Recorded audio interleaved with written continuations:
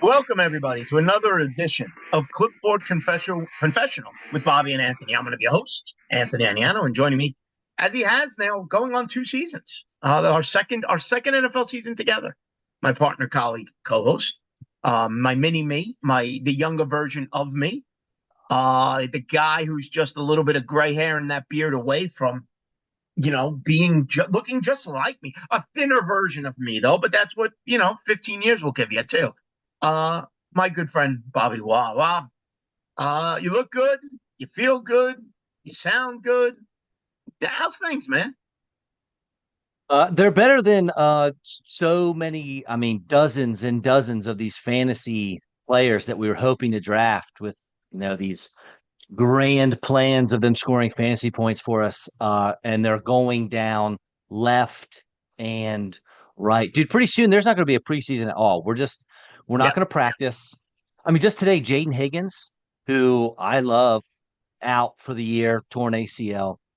I mean, there's going to be no practices anymore, no pads. It's just going to be week one, and it's just going to be the first time that we get together on the field. It's crazy, man. It's getting to be a lot. yeah. The injury report. At this point, you're just hoping, even if a guy is hurt, you just want the guy. You want like somebody you drafted to be there for week one, right? Like that's it. Just be on the field, and it's a moral victory. I mean, I had the SiriusXM host league draft the other night. 14 team, half point PPR, draft out of the 4 spot. I take Jamar Chase. I don't like the running backs left in round 2. So I grab Drake London and I say, all right, give me one of these running backs, whoever's left. It was like Brees Hall, Baishal Tootin, somebody else. I said, I'll take whatever running back is left for me in round 3. And I get Brees Hall, and I'm okay with that. I get Bucky Irving in round 5. And of course, like Brees Hall's got a groin injury. And you're not going to see him again until week one. But I don't even care. Hey, Just be on the field for week one. Just be on the field for week one. That's it. And Quinton Junkins did not practice on Wednesday. Michael Pittman's dealing with something. DK Metcalf says he'll be fine for week one. Another person. We'll see you week one. We'll see you week one. Yeah, you're better off not even following the news feed at this point because just tell me you'll be. And the problem is week one, is Sunday the 13th of September. So it's 3.5. It's still, it makes sense, right? It's 3.5 weeks away. It is brutal if you're drafting right now, right? Like brutal. Like the rules should be if you're playing for big money, you should only be drafting Labor Day weekend. And Labor Day weekend is still a week before week one. The Sunday games of week one, right? yeah, dude, my league of record draft is not this coming weekend, but next. And It's there are going to be early. so many people that you just mentioned that. Well, when do I draft them? You know how high I am on Amika Buka. Well, he's supposed to be ready for week one. I can't draft him as my whatever wide receiver I have him ranked 13th or so if I don't even know if he's going to be out there for week one. It's nothing Yeah. we can do about it. It just makes life very But difficult for draft season. one of my leagues of record, the keeper, we get to keep one player. Long story, but we get to keep one player. And I planned on keeping Egbuka in like round 8. But that keeper is due this weekend. There you go. So do I keep him or do I pivot and keep Drake May? Right? Like it's not the end of the world. It's a 14-team league. I don't want to keep a quarterback, but I may just keep Drake May and not worry about this Egbuka toe issue and et cetera, et cetera. I So mean, imagine if you had your draft already and you were super pumped to have a really exciting rookie, Jordan Tyson, on your team, only to yeah, find out he's going to be out till Halloween. I mean, yeah, that is heartbreaking. season over. I don't even think he got drafted in the Sirius XM host league. 14-team league, 14 rounds, 14 teams. No one. He's. I mean, I know he's going to be out for a while, but I wow. don't even know. I'd have to look, but he was there, and I think everybody just kept skipping. Listen, 14-team league. Just to tell you how the injuries are affecting things. 14-team leagues. Jeremiah Love now made it to the 3rd round. Mm. Right, In a 14 teamer, that's made okay. it to the 3rd. high ankle sprain, and then they come out and said, "Oh, he doesn't need surgery." So he made it to the third round. I do. I didn't even know surgery was an option. That's Yeah, I frightening. saw that. They did say, "No, no, he doesn't need surgery on it." You're telling me he's going to be ready for week one? When 2 days earlier you're talking about surgery? Anyway, that's where we are. Get in these That tight is ends before where I we are. start crying. I know, but that's what we're going to be talking about. Just want to remind everybody, go back, listen to all the old Clipboard Confessional shows from throughout the summer. We have a quarterback show, a couple of running back shows, a couple of wide receiver shows. Today, we're going to talk about tight end preview. Next week, we'll do some draft strategy talk, which is going to be interesting as injuries pile up. We'll talk about injuries. We'll talk about your game plan depending upon the size of the league, 10, 12, 14 team. Maybe if you're in a super flex league, we'll cover all of that next week. So make sure you tune in because that's going to be a good one. But today, we're talking about the tight end position. And let's start, with a very simple conversation.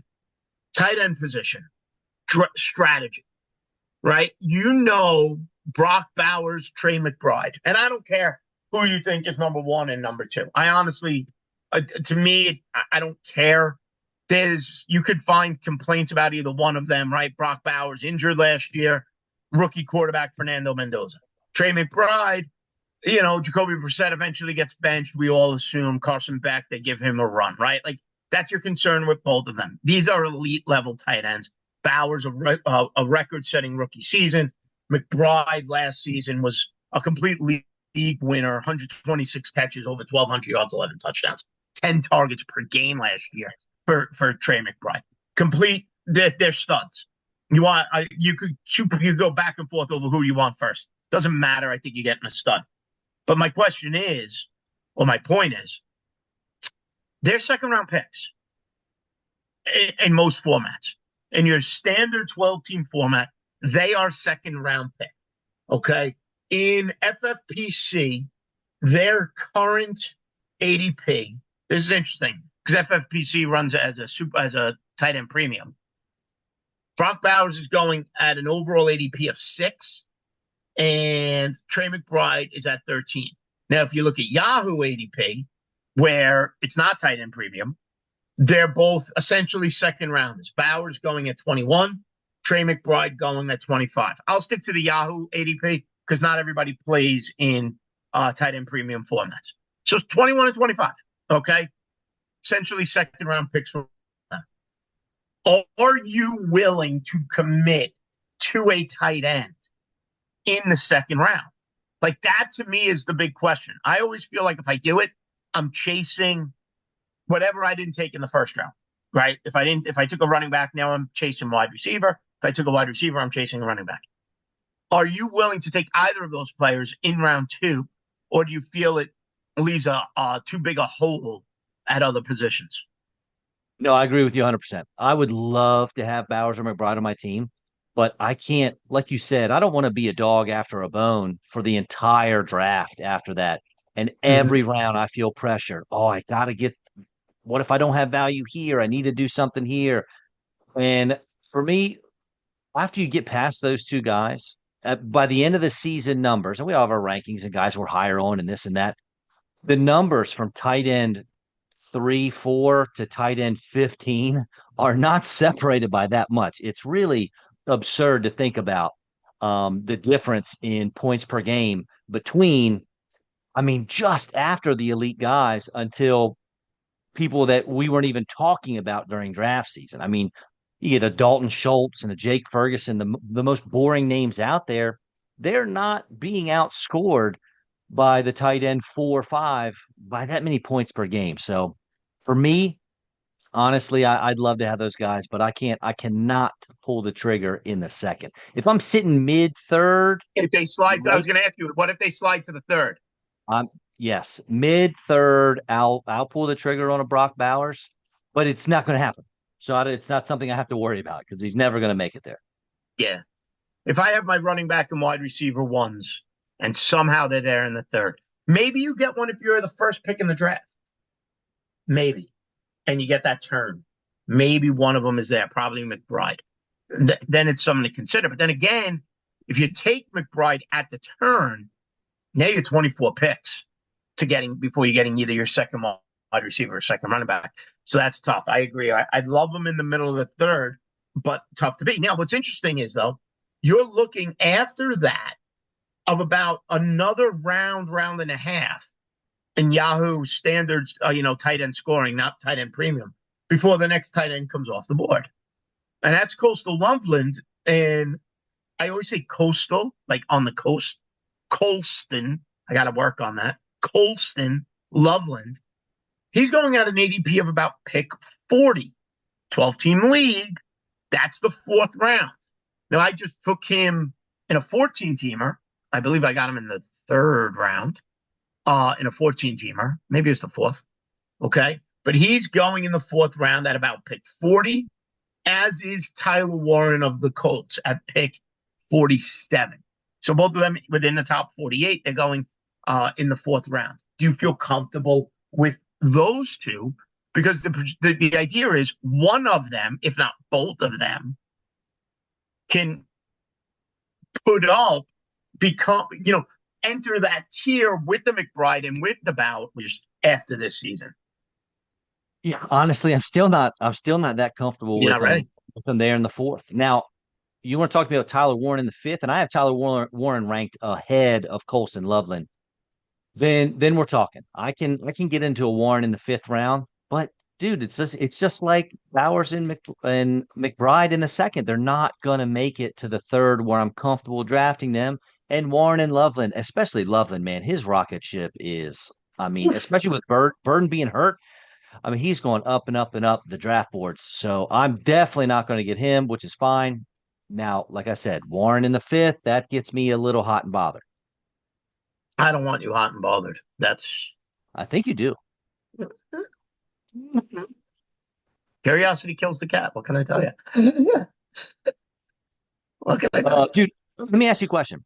Sure. So Chicago is going to have a better offense than Indianapolis, correct? Yes. Yeah, right. They got a decent running game. They got a great offensive-minded head coach. They got a good, decent quarterback. They have Rome Odunze. They have Luther Burden. Now, who knows with him, another injury bug. And then they have Colston Loveland. Who's going to lead this team in targets, receptions, receiving touchdowns? I don't know. It could be Loveland. He could be Loveland's worth the healthiest one. That's what makes right. him the most intriguing to me. And he could be the guy. And his draft stock, I mean, his fourth round ADP could absolutely pay off. Who's going to lead the Colts in targets in terms of pass catchers? Well, they're so destroyed offensively. Yeah. And catches. Yeah, but let me ask you this, though. Receptions. Yeah, but let me ask you this. And he did. Like Tyler Warren last year was 6.6 targets per game.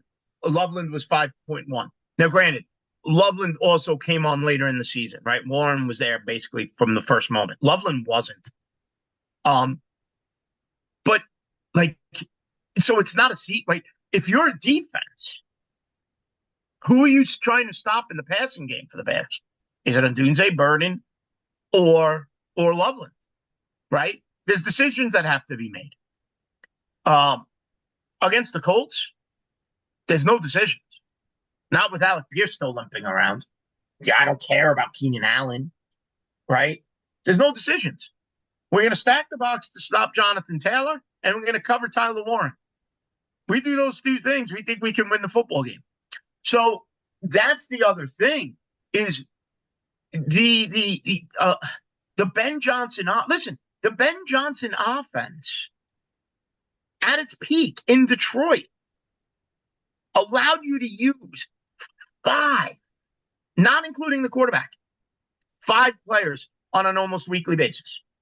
Jameson Williams, Amon-Ra, Sam Laporta, David Montgomery, and Jahmyr Gibbs.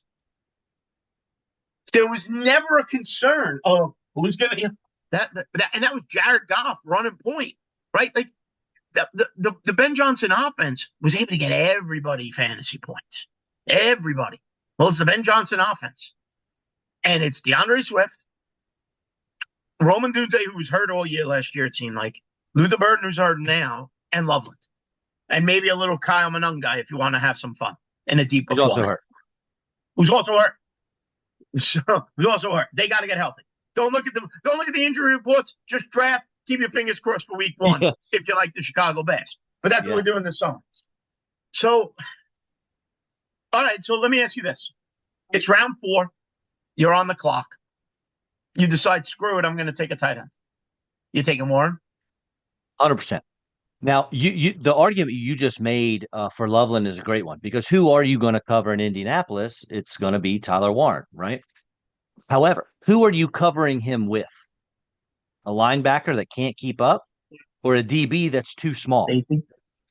Right, right.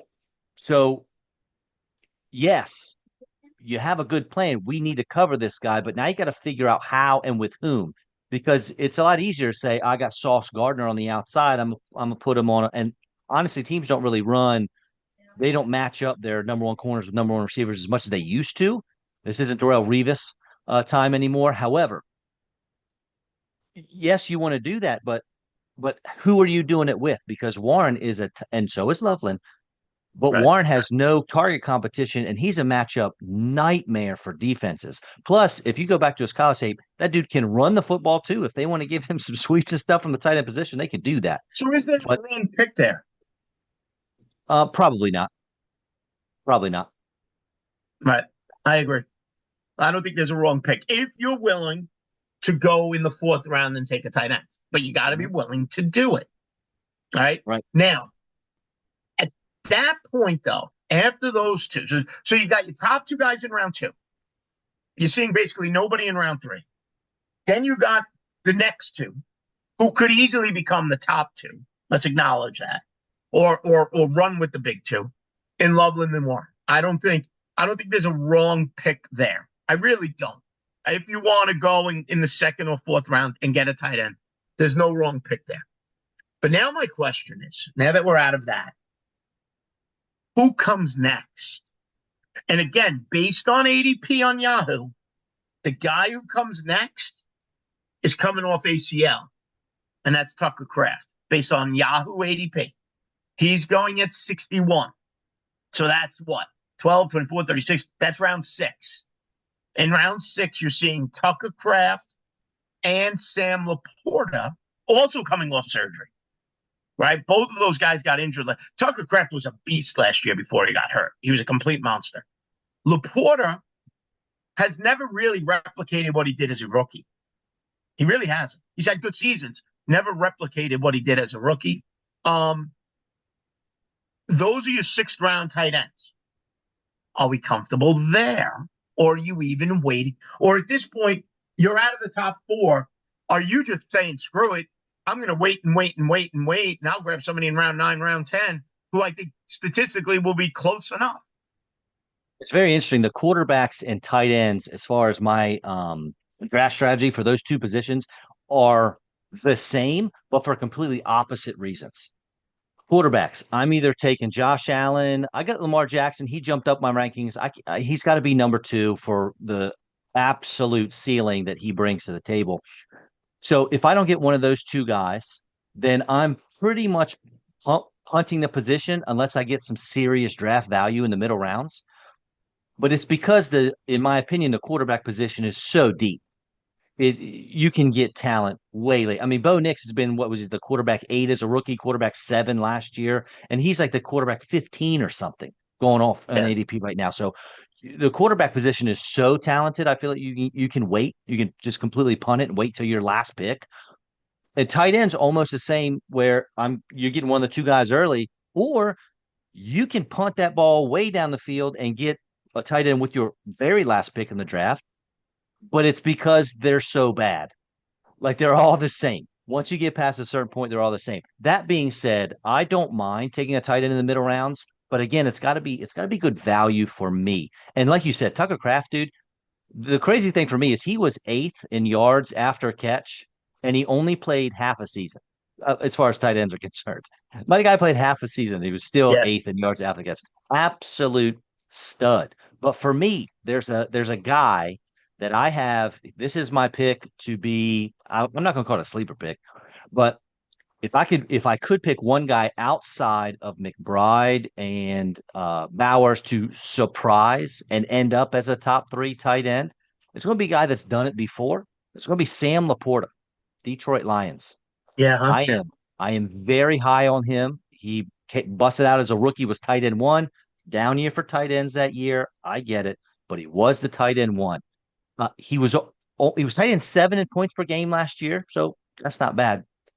But the big thing for me is you look at the tight end position and you're like, all right, have you been a very productive tight end before? Yes, you have. You've been a top three guy already. You have a quarterback that's willing to throw you the ball. Well, there's another check. Jared Goff loves Sam Laporta. Are you in a good offense? Detroit should have one of the better offenses in the league. I love it. Do you have a play caller that's willing to get you the ball? Well, they got a new OC this year. It's Drew Petzig. Where was he at last year? Arizona with Trey McBride. He absolutely knows how to target the tight end. And I know you got Amon Ra and you got Jameer Gibbs and James and other mouths to feed. But dude, I think the sky's the limit for Sam Laporta. I think he can really do some damage in this offense with a signal caller who obviously loves tight ends. And I am pumped. If I you give me Sam Laporta, I What mean, round? I think his ADP is in the ninth. Dude, I am willing. This is one guy that I'm actually willing to get a little ahead of ADP. I'll take him in the seventh or the eighth all day long. ADP right now on Yahoo is at pick 63 63 for Laporta. on I Yahoo. haven't, So dude. that's what, sixth round in a 12 teamer?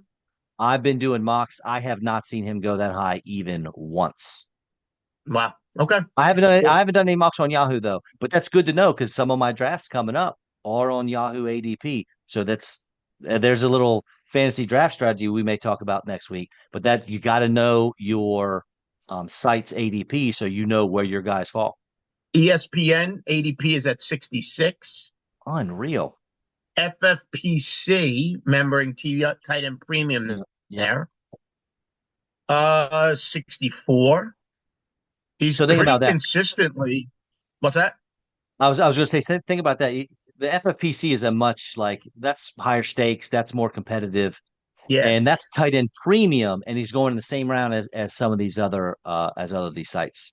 And CBS Sports, he's at 68. I haven't So seen him that's go it. there not Six once. rounds. It doesn't matter where you look. He's six Then, round pick. dude, then we're punting it, buddy. Okay. So now so what do you think? One of my favorite tight ends this year is Fannin with the Browns. 731 yards, 72 catches last year, six touchdowns, just under seven targets per game. Deshaun Watson winning that job, two rookie wide receivers. Uh, Another situation, I don't know, maybe not the same, obviously not as good a quarterback play, but positionally reminds me a little bit of the Chicago Bears. Young wide receivers, safety net at tight end, guy who can make a play down the seam. His ADP is at pick 77. That's on ESPN.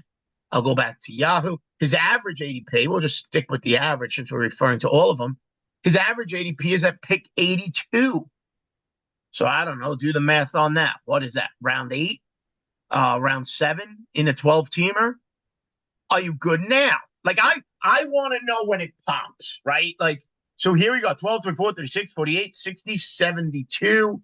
That's so end of round seven, early round eight, Harold Fannin. Does the tight end come off the board for you there?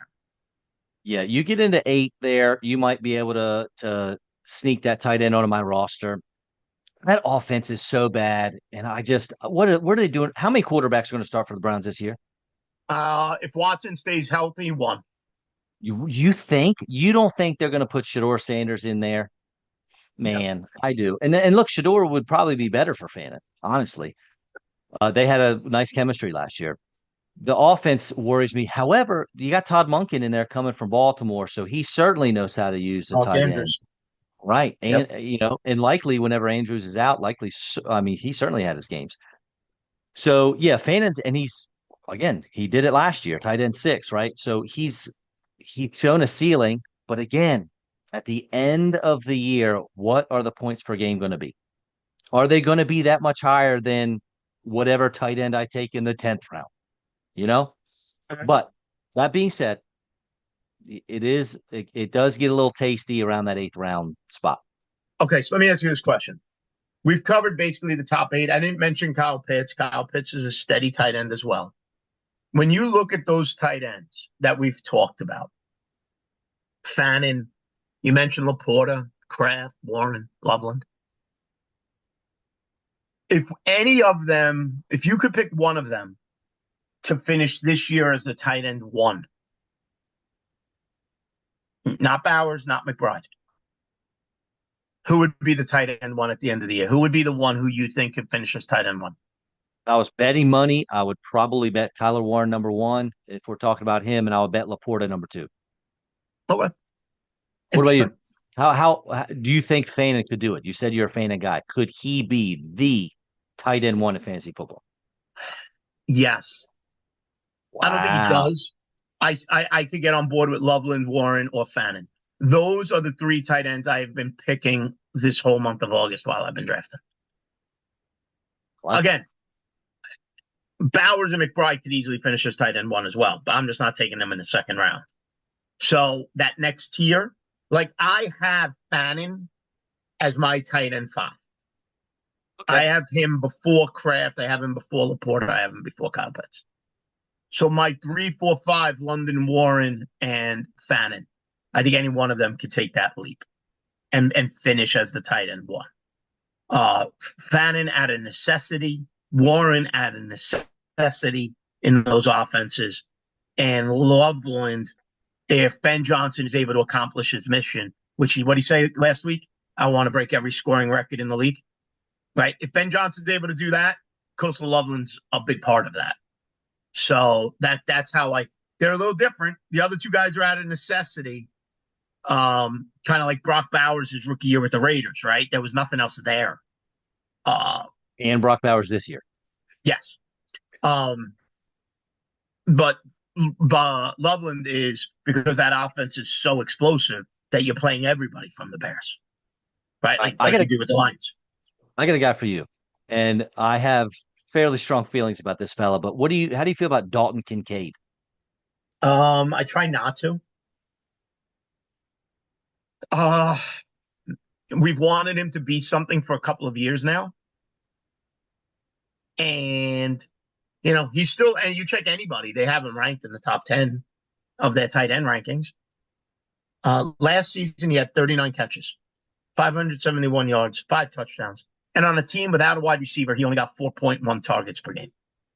Right? Like last year was the year. Last year was it. They literally, to quote Rob Lowe in my new favorite show, Park and Rec, literally did not have a receiver last year on that team. Keon Coleman was supposed to be it. Khalil Shakir. All right? If that's what gets you hot and bothered, you need to get out more. And Dalton Kincaid still couldn't do anything. Real quick, did you say your new favorite show is Parks and Rec that Love came Parks out and like Rec. Just 15 years ago? Just discovered it. Just discovered it. Okay. Wow. All right. No, I agree 100%. The problem is we all want Dalton Kincaid to be something. And I get it. He's athletic. He's fun to watch. And our problem is he'll go 6 for 93 or go 3 for 37 and 2 touchdowns like he did in weeks 13 and 14. And we forget that he had 14 games of 30 yards or less. 14. You want to talk about a projection and ranking someone based on what you are hoping and wishing they do. Good grief. He's been a tight end one once in his career, and it was tight end 11. There's a 2023. We have got to quit this Dalton Kincaid nonsense. Yeah, I agree. Just not on my board. Not his ADP is at 116. So 12-team league, he's going round 9, round 10. No, not happening. Did you ever watch Parks and Rec, by the way? Oh, yeah, I've seen it. Saw the whole thing? No, I haven't seen every episode or anything. Binging it. Fantastic. Yeah. Who's your favorite character? Who's your favorite character? Oh, there's so many. So many. Tom Henderson, Aziz, hysterical. Rob Lowe's great. Absolutely. He's great. And Leslie Nobody, Ron Swanson, like the characters are all I didn't realize. Started it a couple of weeks ago. I'm already on season 5, 20 minutes a pop. My wife and I go down a rabbit hole of Parks and Recs every night for like 2 hours. It's amazing. Amazing. We got a local breakfast shop that's amazing. I mean, it's a bakery and breakfast, and they have a breakfast sandwich called the Swanson. And so North Carolina, the South, they're famous for cheese biscuits. They call them biscuits, but it's basically like a big roll that is stuffed with cheese. And they slice this cheese biscuit open and they put country ham, sausage, and bacon on this bad boy. It's a heart attack in your hands, and it's amazing. I'm sure. Ron Swanson, give me all the eggs and bacon you got. I don't think Yes. you understand me, son. All the eggs and bacon you got. Great line. Great line. You're already Anyway, quoting it. This is incredible. I watch it at the gym on the treadmill. I got to come home. My wife and I will watch. I guarantee you we're in for 5 episodes tonight after life settles down. Anyway, back to tight ends. Let's talk some veteran. Let's talk old man tight end. Okay. 4 of them. I want to get your thoughts on. I'm going to lump them together. You got Kittle coming off the Achilles, right? ADP, all of these guys, it's interesting. All 4 of these guys have ADP that are relatively similar. Kittle's average ADP pick 101. All of these guys are going, except for one of them, before Dalton Kincaid. Kittle ADP 101. Travis Swift, Kelsey, ADP of 108. Your boy, Dallas Goedert, the under-the-radar 11 touchdown catching Dallas Goedert last year. His ADP is at about 112. And Mark Andrews, who people like this year because likely's gone now. And Andrews has always been a red zone favorite of Lamar Jackson. Mark Andrews, you could be watching the Ravens, and Mark Andrews could be giving you a 0. And then in the last 2 minutes of the game, he'll give you a touchdown or 2 and kind of salvage the day. That's what Mark Andrews seems to do. They're ranked fringe, top 12, fringe, tight end ones. Is there, of those 4 veterans, is there a preference for you? Or if you're just are you comfortable not even looking at the young kids and taking one of these old men in round 10, round 11? Like how do you decipher those veteran tight ends? Yeah, I am. That's usually what happens to me because by the time you get to around 9, 10, 11, everyone has a tight end. So then you're just sitting there and you're like, well, I'll just, take whatever decent guys left. Kiddos, your fantasy football team is more fun if George Kittle is on it. You like watching football more if George Kittle is on it. When I grow old, hopefully, and die, I'm going to sit back and I'm going to tell my grandkids one of the funnest football players to ever play the game is George Kittle to watch. That dude is incredible. I mean, he looks for contact. He wants to block just as much as he wants to catch a touchdown pass. The only issue with that is I have to do something if I take Kittle. I have to do something I don't like to do, and that's draft 2 tight ends. Because I don't know. He tore his Achilles last year. I don't know what he's going to look like. Now, I got 2 options. I can take another one of those old guys. I can just double tap the tight end position, take a Kittle and then an Andrews right in the next round or a Goddard or whoever. Or I can take Jake Tunges, who filled in for him last year. Do you really need to draft Tunges, though? Couldn't you just add him? That's what I was going to say. You could wait till the very end or pick him up off waivers for sure. Yeah. But yeah, so I got Kittle first and Kelsey. Kelsey, he's terrible. He's old. He had one of his worst fantasy seasons of his career last year. He was still tight end 3. He's tight end 3. Right. 76 catches, 851 yards, 5 touchdowns, 6.5 targets per game. You got those numbers from anybody else, you would have been very happy. But because it was Kelsey, it was a bad year. And because he decided to date Taylor Swift, he for some reason became a polarizing person, which I'm still trying to figure out why. Like, good for him. Good for him. You married the wealthiest woman in the world. Kudos, pal. Kudos. And you had enough money to rent out Madison Square Garden for your wedding. So tip of the cap, bud. Have fun. Yeah, everybody can be jealous. You know what I mean? Right. What else is right? But like, if you're not drafting Travis Kelce because of who he's married, I don't know what to tell you, but your brain's filled with just meatballs. I don't know. And then Mark Andrews and Dallas Goedert, it's a coin flip. Who do you want? they're everything that they do is going to rely on touchdown catches, which is not something you want in fantasy per se. But at the tight end position, you'll take it because if you get a touchdown from your tight end, they're going to be a top five tight end on the week. It's like the tight end In a position PPR is format, figure that simple touchdown catch is worth 8 points right. Yeah, at the least. basically. It's a 10. It's a 10. The touchdown's a 10-yard touchdown. So that one catch, it gives you your 8 points. Give me another catch. I hit double figures, and I'm happy at the tight end position. Right? Like, let's be honest. After the top tier guys, all you're looking for is double digits. Yeah. Dalton Schultz was tight end 11. He averaged 8 points per game. 8. That's it. Wow. Yep. That's it. Are you buying the Isaiah Likely hype with the Giants? I am. I don't know if that speaks more to Isaiah Likely or if it speaks more to the landscape of the tight end position, which we were just talking about. But he's always been athletic. He's always made plays. I don't know that he's always had enough opportunity because Andrews has always been there. I know Andrews missed some time because he's hurt and likely didn't always perform even when he was the only guy. But it's not like the New York Giants have a ton of pass catchers. They have a banged up Malik Neighbors coming back from injury. I told you back in draft season how much I like Malachi Fields, and it's starting to catch fire now. He's looking good in Yeah. camp. But you don't really have anybody else. And Jackson Dart, everything's been positive about Likely, the chemistry that and the relationship that Dart and Likely seem to have. And I mean, if when he's a double digit round guy. When you punt the position, why not throw a dart Likely's way? Let me tell you, his ADP is right now at 113. It's higher than Andrews. It's right there with Kittle, Kelsey, and Goddard. Yeah, that's fine.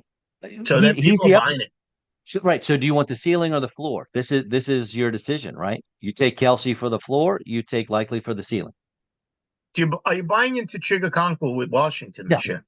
No. I'm not doing that thing again. We've already done this. We've already done this dance with him like 2 or 3 times. I'm not doing it again.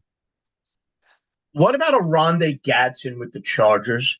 Nope. Remember Nope. last Nope. year he came in Mhm.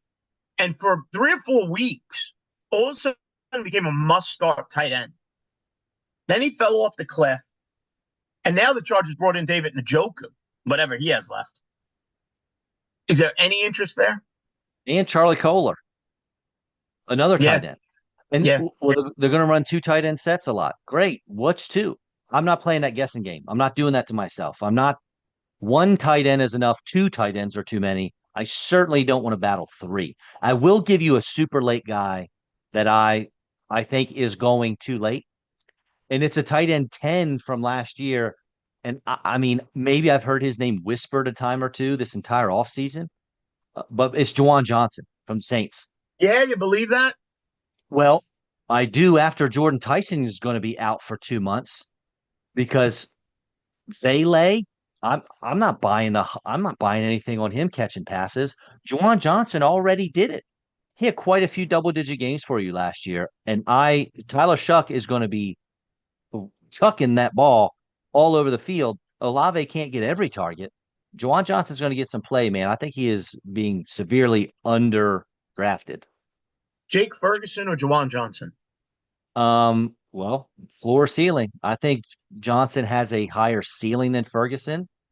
Ferguson's I mean, he's basically Dalton Schultz are the same person. They're going to get, I mean, if you're happy, 6 catches for 50 yards with, the occasional touchdown, Ferguson's your guy. I'd rather So gamble on Johnson. the reason I mention it, both of them averaged, Jake Ferguson and Juwan Johnson, both averaged 6 targets per game last year. Jake Ferguson had more receptions, not by a lot, 82 to 77. Jake Ferguson had more receiving touchdowns, 8 to 3. Juwan Johnson, though, had 289 more receiving yards. Juwan Johnson had 889 receiving yards last year. Jake Ferguson only 600. So, just some interesting numbers. In most places, their rankings are right next to each other. The only receivers who had more receiving yards, tight ends, who had more receiving yards last year than Juwan Johnson, Kyle Pitts had 928. Trey McBride had 1,239. If my numbers are correct, Juwan Johnson was third in all tight ends in receiving yards.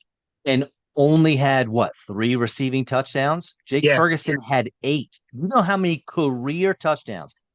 The 3 previous seasons for Jake Ferguson, he had 7 total touchdowns for his whole career. He had 8 last year. So what do you think interesting. is more likely to happen? The third most receiving yards out of the tight end position gets more than 3 touchdowns, or the dude who's never had anywhere near Yeah, 8 touchdowns gets less?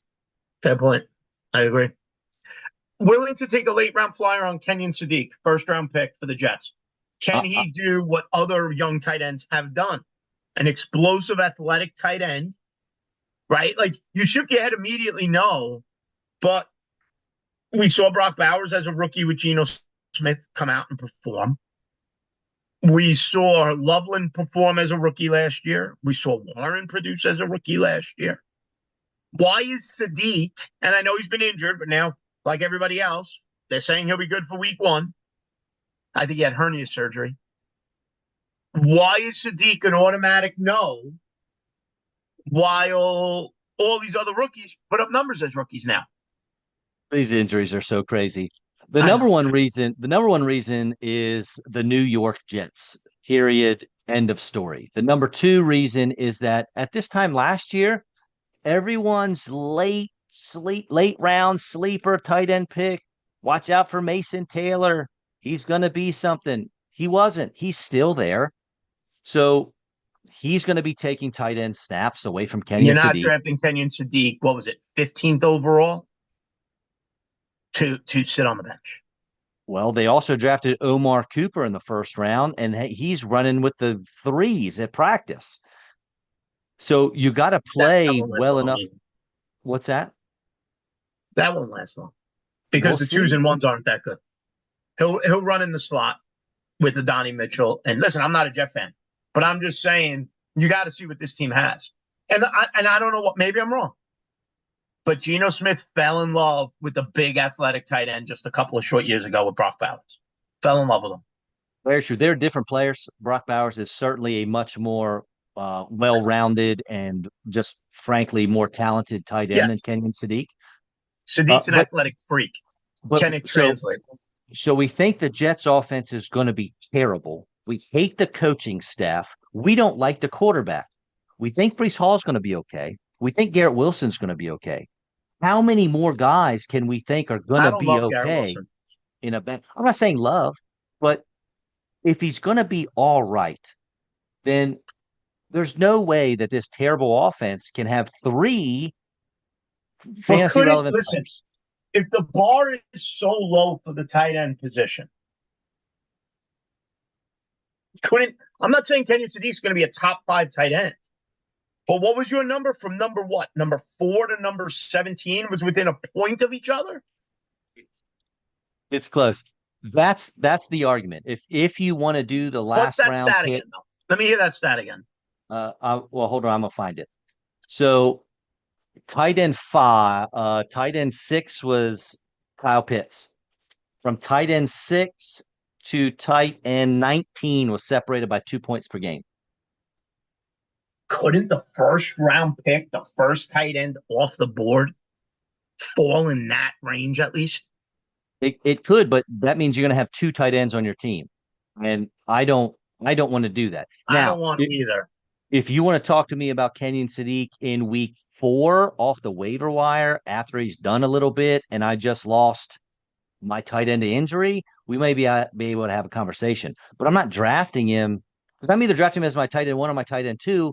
There's no way I'm drafting him. I mean, even if I take a George Kittle, like I mentioned earlier, and I need a tight end 2, I'm not gambling on something I haven't seen before when I have plenty of mediocre options that I could Yeah. take instead. All right. Fair enough. Fair enough. Interesting. Bunch of big name tight ends have kind of fallen off the radar as well. When you look at it, guys like Mike Gesicki, David Njoku, Evan Ingram, Darren Waller.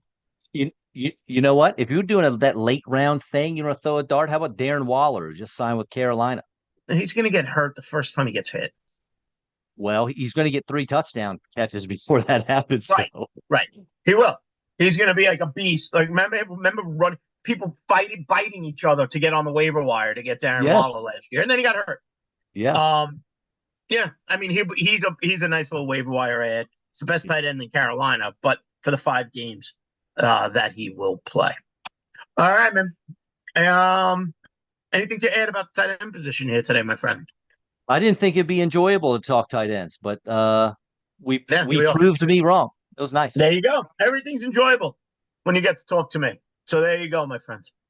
There you go. You're a jerk. And that's how we end it, ladies and gentlemen. For Bobby Wong, I'm Anthony Aniano, the jerk. And this has been Clipboard Confessional. Make sure you come back next week. We will be talking draft strategies from a whole bunch of different angles. So make sure you join us for that as well. Bob, as always, my friend, good times. Great, man. Thanks, y'all, for listening. You're the man. Have a good one, folks.